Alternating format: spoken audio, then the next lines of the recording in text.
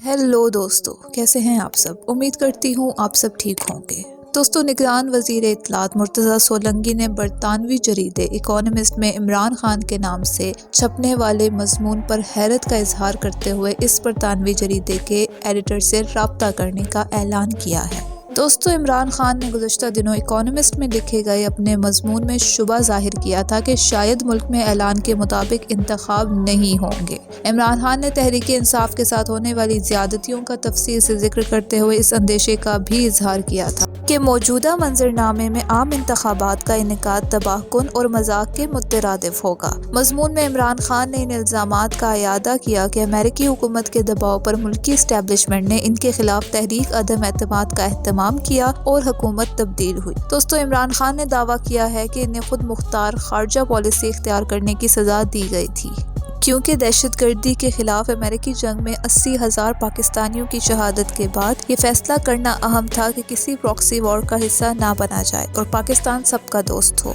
इमरान खान ने एक बार फिर दावा किया है कि अमेरिका की तरफ से इनकी हुकूमत की मुखालफत की एक वजह ये भी थी कि मैंने अमेरिका को फौजी अड्डे देने से इनकार किया था। दोस्तों, मजमून में इमरान खान ने 9 मई के फसादात को झूठा प्रोपेगेंडा करार दिया और दावा किया कि इसकी मंसूबाबंदी पहले से की गई थी और जेल साजी से तहरीक इंसाफ पर इसका इल्ज़ाम थोपा गया है। दोस्तों, इमरान खान अपने मौक़िफ़ के जवाज़ में ये दलील पेश करते हैं कि इस वाक़े के 24 घंटे के अंदर तहरीक इंसाफ के हज़ारों कारकुनों को गिरफ्तार कर लिया गया। इससे ज़ाहिर होता है कि सब मंसूबाबंदी पहले से कर ली गई थी।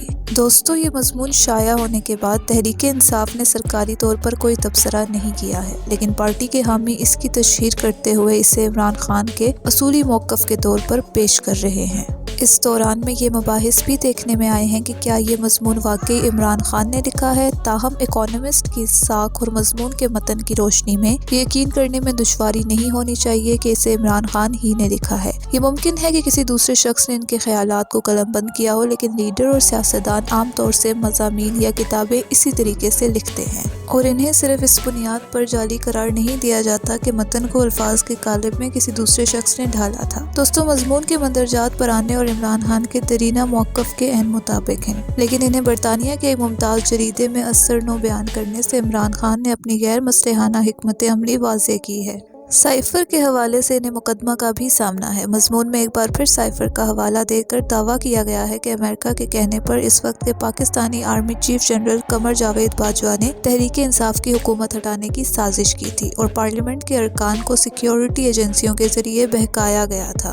दोस्तों, ये मजमून किसी हद तक साइफर केस में इस्तगासा के मौक़िफ़ को मजबूत करने का सबब बन सकता है, क्योंकि इमरान खान इस मजमून में एक बार फिर इकरार कर रहे हैं कि साइफर में तहरीक इंसाफ की हुकूमत ख़त्म करने का अमेरिकी पैगाम भिजवाया गया था। खैर, आज की वीडियो के लिए इतना ही। अगर आपको वीडियो पसंद आए तो वीडियो को लाइक करें, चैनल को सब्सक्राइब करें और बेल आइकन को प्रेस करना मत भूलिएगा। शुक्रिया।